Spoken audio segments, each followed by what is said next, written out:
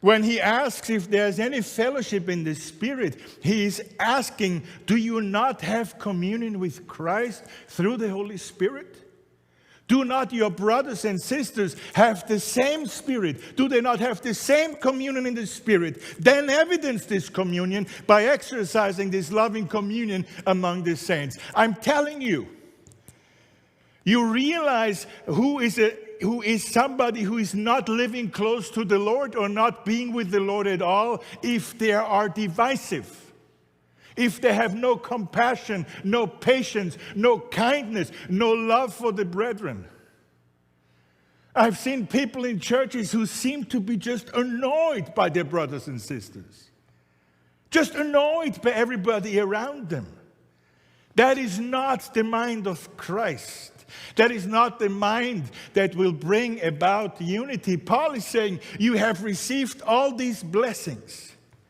You have received all this compassion from God. You have received all this forgiveness. Why in the world do you not pass it on to your brothers and sisters who are children of the same God and the same Lord?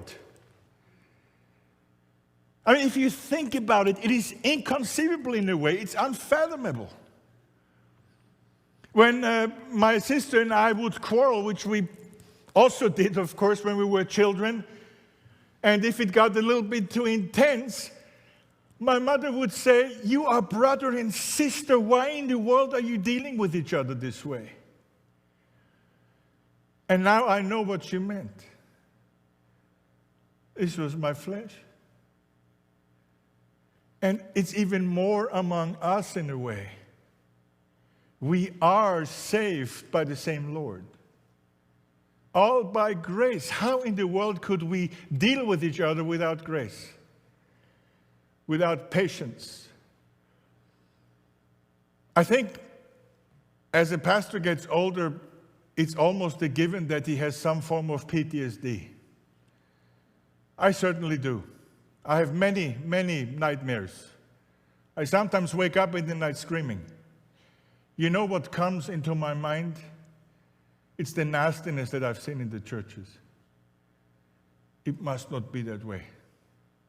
It must not be like this among us.